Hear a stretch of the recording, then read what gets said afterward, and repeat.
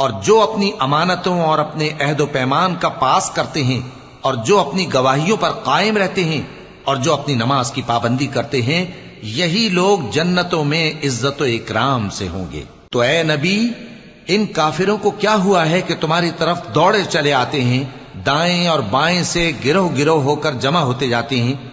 کیا ان میں سے ہر شخص یہ امید رکھتا ہے کہ نعمت کے باغ میں داخل کیا جائے گا؟ ہرگز نہیں۔